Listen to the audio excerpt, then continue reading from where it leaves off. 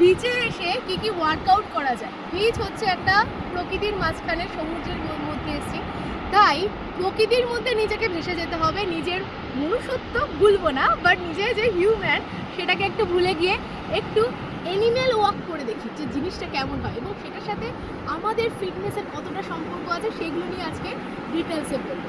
চলো দেখে নিই। ফার্স্টে রান করো। ওয়ার্কআউট শেষ করে আরেকটা ওয়ার্কআউটে যাওয়ার আগে breathe in and breathe out করাটা খুব খুব দরকার।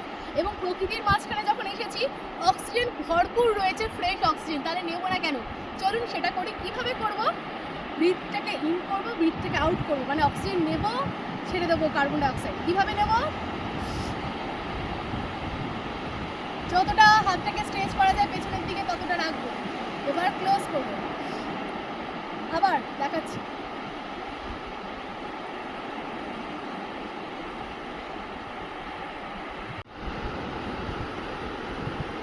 ব্রিথ ইন ব্রিথ আউটের সময় যতটা পারবো নিজের হাত দুটোকে পেছনের দিকে স্ট্রেচ করব, মানে যতটা নেওয়া যায়। করবো এলিফ্যান্ট ওয়াক। এলিফ্যান্ট কিভাবে হাঁটে? একদম হেলতে দুলতে। আমরাও হেলতে দুলতেই হাঁটবো। চলুন, এইভাবে বেন্ড হবে, হাঁটু কিন্তু ভাঙলে চলবে না, ঠিক আছে?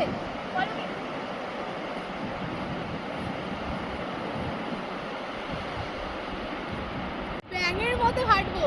ইট উইল বি সো ফানি। চলুন ট্রাই করি। একদম বসলাম, হাতটাকে সামনে রাখলাম, হাতের চাপ দিয়ে বডিটাকে তুলে নিয়ে যাবো।